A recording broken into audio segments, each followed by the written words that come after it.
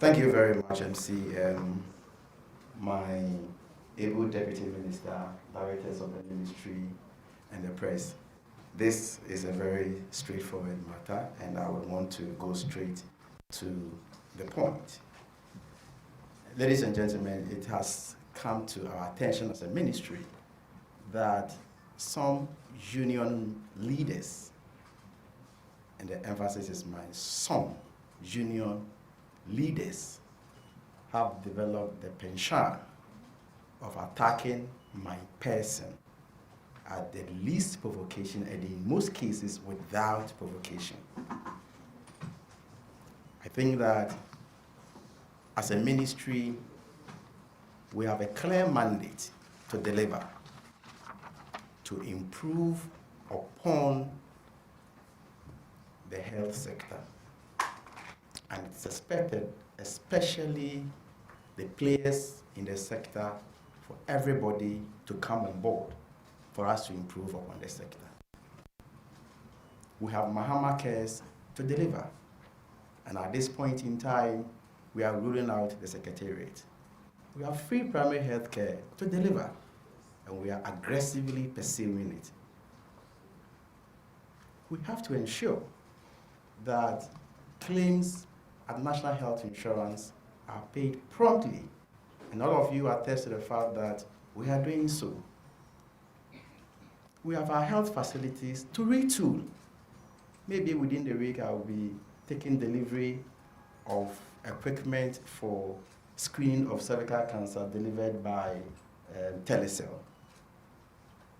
These are the issues. When we took office, the portal for admission, we have to improve upon it. Today, as I speak to you now, people sit at the comfort of their homes and can apply. These are the things I think that everybody must come on board for us to address. How we can fight outbreaks. We have MPOPs at hand at the moment. We have the National Rapid Response Team, we have the Regional Rapid Response Team, the District Rapid Response Team, and very soon we are taking delivery of vaccines to integrate it as part of our response mechanisms. We have huge numbers of health professionals who have completed schools and they are settled at homes. And the government is putting effort in place to be able to make sure that these health workers who are at home get employed. Government is looking at employing some of them. We are looking at how we can export some of them. The measures include how we can look at it from the point of making them attractive on the global market. Specialists coming out with programs, that will make them specialists. And at the moment, as I speak to you now, we are looking at the post-basic specialist program. We've constituted a committee, including the rector of Ghana, Ghana Nurses and Midwives College, and then the registrar for NMC, right? For all of us to come together, let us come together and find solutions to the problems that exist. That is our preoccupation.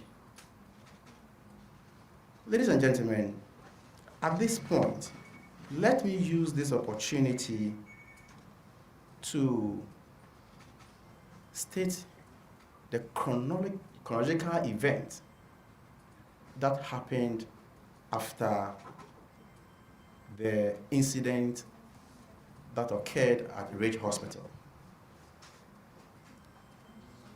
On Monday morning, I sent a delegation to Ridge Hospital to ascertain the situation.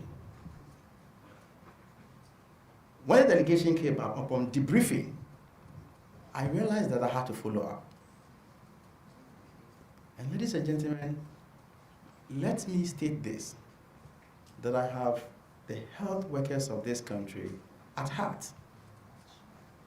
And so any attempt by any individual or any group of people to try to incite the health professionals against government, pretending he cares more than us, is unfortunate. And we must stop that. It's an avoidable tension we must avoid.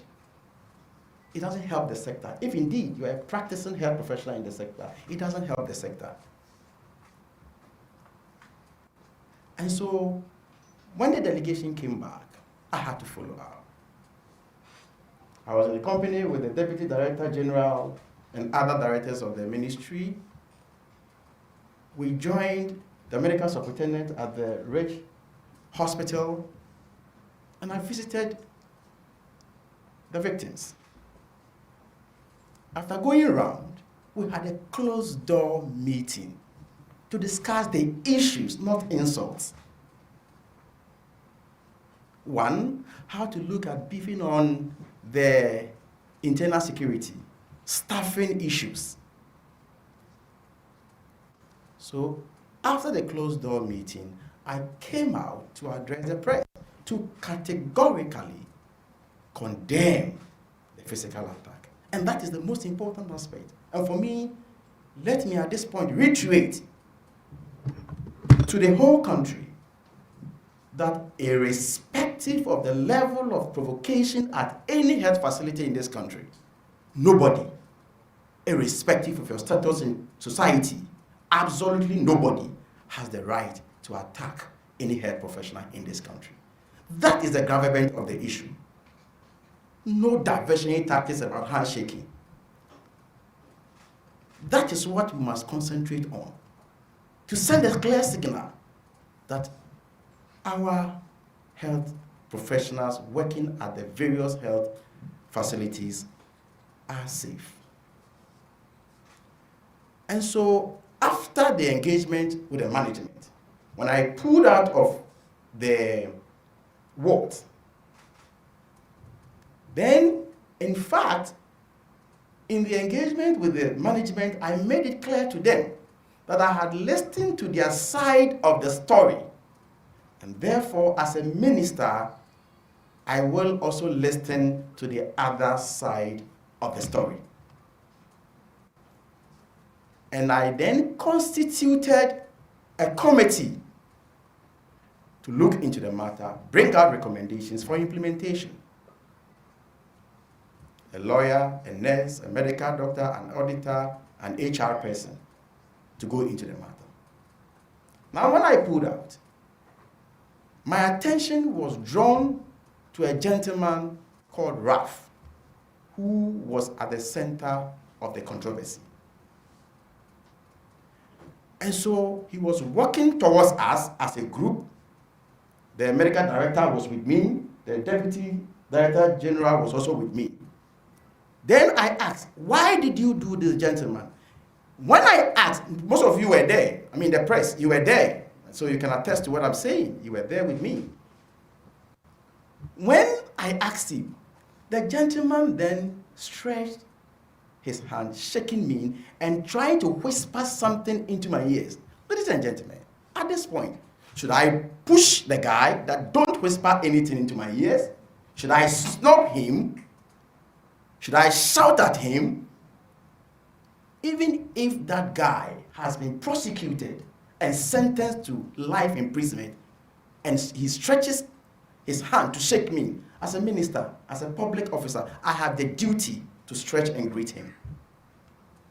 So let us not reduce the fact that I shook hands with him does not mean that I should stop any measure or any steps that the ministry or government will take to unravel the situation.